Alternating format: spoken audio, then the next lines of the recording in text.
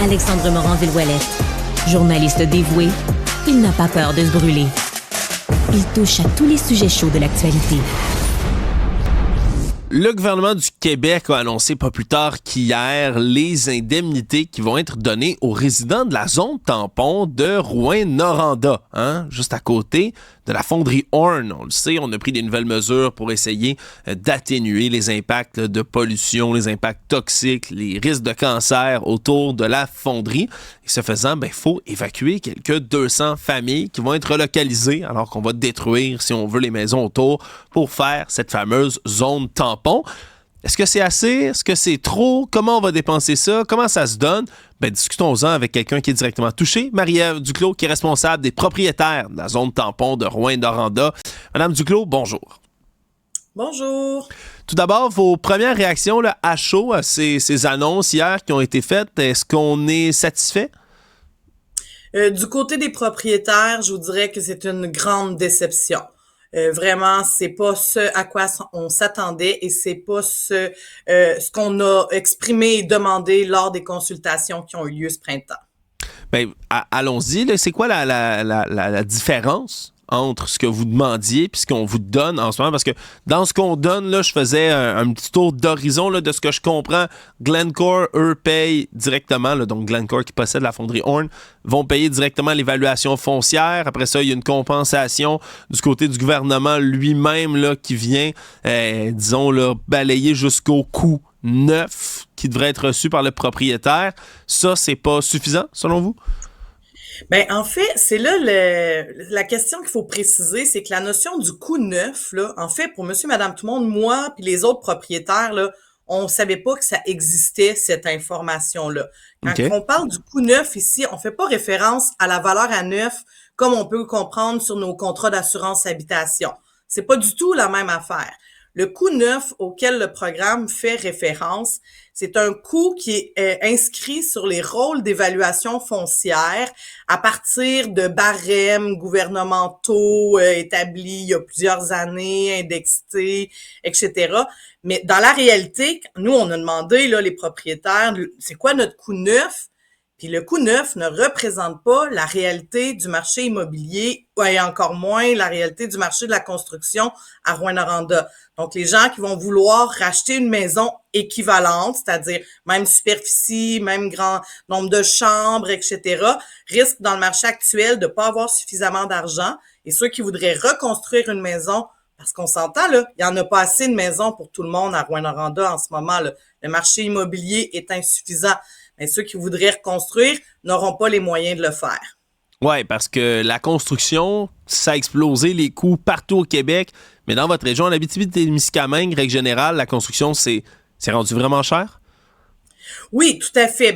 Les coûts ont explosé un peu partout, mais effectivement, ici, encore plus qu'ailleurs, à cause de la distance, la disponibilité de la main-d'œuvre, etc., comme je vous disais, par rapport au parc immobilier, actuellement, dans la zone tampon, là, il y a 31 habitations là, de type duplex ou jumelé. OK? Donc, puis actuellement, sur le marché à Rouyn-Noranda, il y en a 8 à vendre. On en a 31 à relocaliser. C'est facile de faire le calcul qu'il n'y aura pas suffisamment de maisons pour tout le monde. Oui, parce que ça doit être équivalent, c'est ça. Parce que ça doit être équivalent. Donc, ces gens-là qui ont, par exemple, un duplex, vont pas recevoir une compensation financière qui permet de s'acheter une maison unifamiliale, par exemple, c'est ça? Tout à fait. En fait, on va être limité la différence entre le coût neuf qui est inscrit sur nos rôles d'évaluation foncière et le prix de vente à Glencore. Dans mon cas, moi, je suis propriétaire d'un quadruplex dans cette zone-là, un 4 logis, qui a été récemment construit en 2021.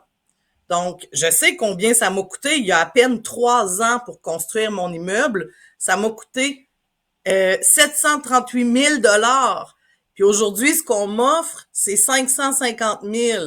Donc, le manque à gagner là approche le 200 000 et même plus. Là, excusez, là, je me trompe dans mes chiffres parce que là, il y a une valeur de terrain ajoutée à ça. C'est assez complexe. Ça aussi, c'est un autre élément problématique du programme, c'est qu'il est pas simple à comprendre, il est complexe et en plus, on demande aux gens de magasiner un peu à l'aveugle. En fait, On leur dit, pour faire une demande d'aide financière au programme, là, vous devez avoir vendu votre maison, en avoir acheté une autre ou avoir une offre d'achat acceptée sur une autre ou encore avoir un contrat avec un entrepreneur en construction de signer.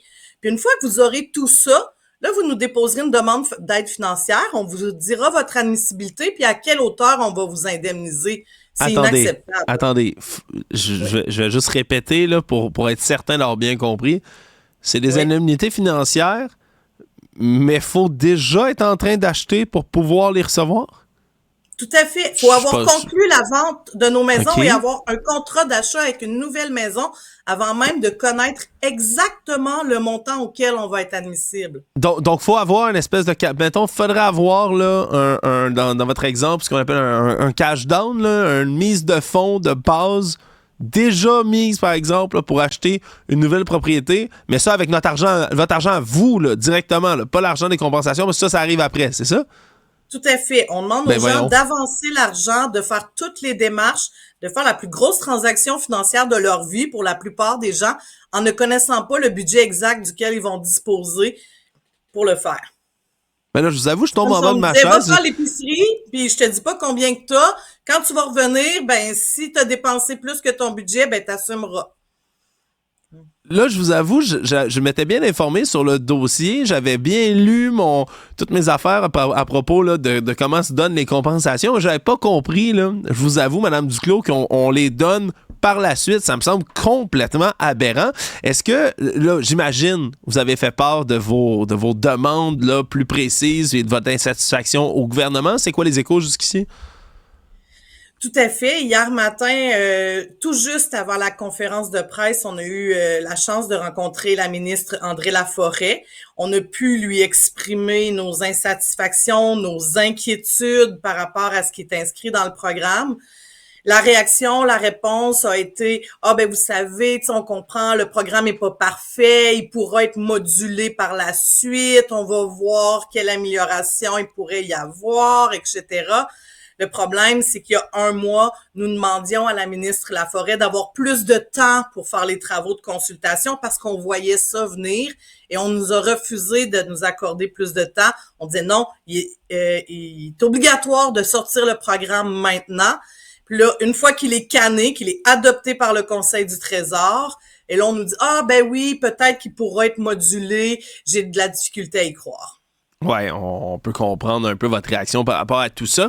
Là, Mme Duclos, on se comprend, la zone tampon, c'est quand même un mal nécessaire en ce moment. On veut essayer de s'éloigner le plus possible d'une fonderie qui cause toutes sortes de problèmes de santé, problèmes environnementaux dans la région. On se comprend que c'est difficile là, sur le moral de devoir quitter l'endroit, mais est-ce qu'il y a quelque part quand même un soulagement qu'on prenne enfin des mesures à Rouyn-Noranda de votre côté pour essayer d'éviter ces problèmes de santé-là? Mais je vous dirais, la grande majorité des gens ne sont pas comprennent les raisons pourquoi on nous demande de partir. Effectivement, c'est pas une résistance à vouloir rester chez nous, mais depuis le début, notre demande a toujours été la même. OK, on comprend qu'on doit partir, mais on ne doit pas avoir à payer de nos poches pour ça. Ce n'est pas notre décision. On s'entend que si on est dans cette situation-là aujourd'hui, c'est parce que des décennies de gouvernements qui ont laissé les choses aller, qui ont permis à la fonderie de continuer de nous empoisonner. Et là, ce n'est pas à nous à payer de nos poches pour ces mauvaises décisions gouvernementales des 40-50 dernières années. Oui, c'est assez clair. Merci là, vous entendre là-dessus, Mme Duclos. Je sais que vous êtes la responsable des propriétaires dans la zone. On parlait beaucoup pour les propriétaires, mais il y a des mesures aussi pour les locataires. Des échos que vous avez de vos voisins, des gens qui font de la location, est-ce que pour eux, ça semble plus satisfaisant que l'offre qu'on fait aux propriétaires? Ben effectivement, moi je suis porte-parole du regroupement des propriétaires. L'écho que j'ai du côté du comité des locataires qui était formé, c'est que somme toute le programme semble être satisfaisant pour eux. Il y a quelques inquiétudes, mais pas du même niveau que les propriétaires, là, dans le sens qu'on va vraiment leur offrir une compensation entre le prix du loyer qu'ils payent actuellement dans la zone tampon et le prix d'un nouveau logement qu'ils vont retrouver sur le marché parce qu'il y a eu une flambée des prix du logement là, dans les dernières années. Ça reste un secteur où les loyers étaient encore très bas. Donc, cette compensation-là va être d'une durée de 5 ans. Fait que là, l'interrogation qui reste, c'est qu'est-ce qui va se passer après 5 ans? Oui, ça, c'est une autre excellente question. Les prochaines démarches pour votre organisation, Mme Duclos, là, vu qu'on ne semble pas répondre vraiment à vos attentes, que vous allez devoir laisser de l'argent sur la table, qu'est-ce qu'on prépare de votre côté pour essayer de mettre de la pression sur le gouvernement?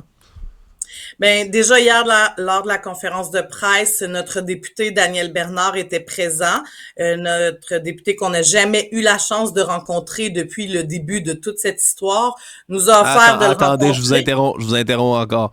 Daniel Bernard, c'est le député de la CAQ qui est dans votre région? Oui. Vous l'avez jamais rencontré? Non. J'imagine que c'est pas faute d'avoir essayé, là, on s'entend. Il est jamais venu vous rencontrer? Vous avez fait des demandes? En fait, on a fait des communications à plusieurs reprises, sans jamais nécessairement faire de demande officielle.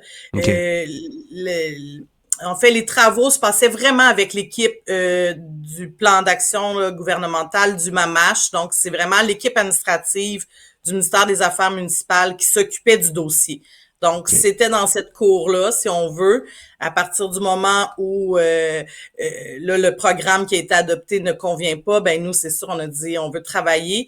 Fait qu'on va le rencontrer prochainement. C'est sûr qu'il va y avoir aussi les représentants de la ville de Rouyn-Noranda qui, eux, de leur côté, sont aussi censés mettre en place un programme d'aide pour la relocalisation.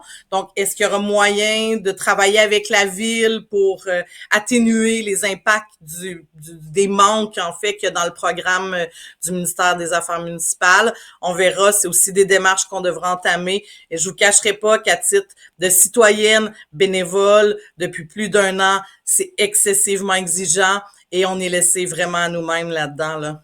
Ouais, je vous avoue que j'ai 2 surprises, moi, dans cette entrevue avec vous, Mme Duclos, là.